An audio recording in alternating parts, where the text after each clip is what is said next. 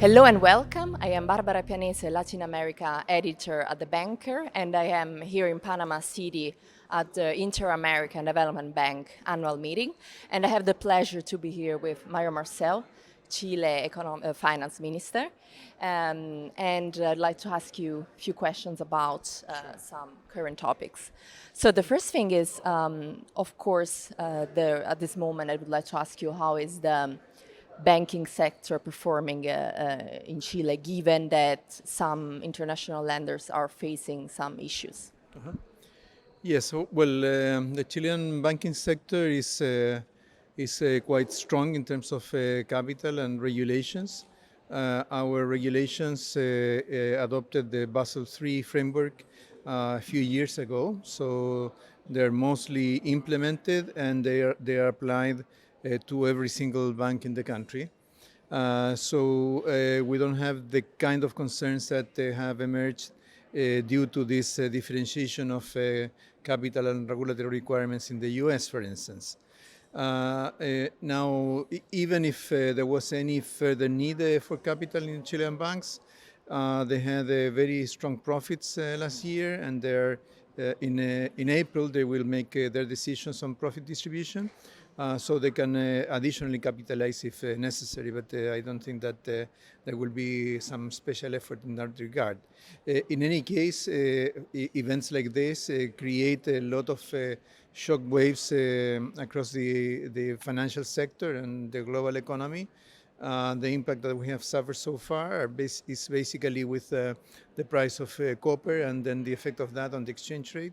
But so far it's a rather modest impact, and we keep watching developments to see what else may be coming up. Okay, thank you very much.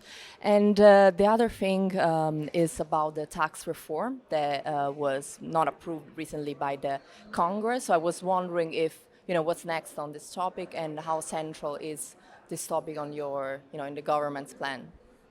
Yes, the tax reform that was not passed in its first reading in the lower house of the Chilean Congress accounts for nearly 3/4 of the whole tax reform that the government put forward, and then that whole tax reform is about half the size of the social program that the government has for these 4 years in office. So it's an important component of the financing agenda.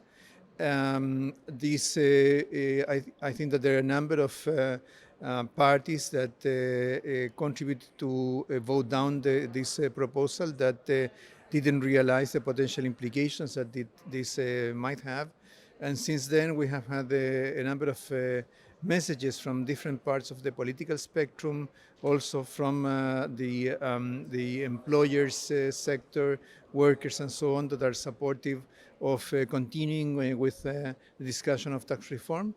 So we will be prepared to carry out a round of consultations with all of them to see what adjustments might be necessary to continue and to reinstate the discussion in Chilean Congress.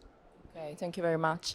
And something else that I read, I thought it was quite interesting that you were saying that what informs your economic policy, the economic policy of the government, is not what the traditional left would have advocated. So I was quite curious to learn about what are the principles, in a nutshell, of your economic policy.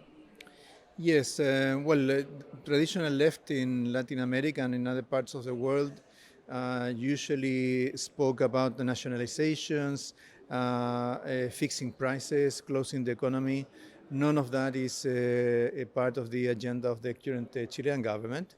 The issues that are most concerning to our government have to do with inclusiveness, to recognizing diversity in the economy and society, with sustainability, particularly environmental sustainability, and also being more skeptic about the excesses that we had in the past of trying to move or to manage social services based on market structures. Many of these issues are pretty common or shared with other countries in the world that may have a different political orientation, but perhaps due to the past of Chilean politics, they sound perhaps more radical than they do in other settings. That is pretty much what we are working on. And I think that we are making good progress on that. And now we are, of course, at the IDB meeting. What do you think is the most important thing that came out of this meeting, and how do you think IDB and other multilateral banks need to potentially change to tackle the issues that the region has to face? Yes, well, the most important decisions or signals that were issued at this meeting were about the capitalization of the private sector arm of IDB, IDB Invest.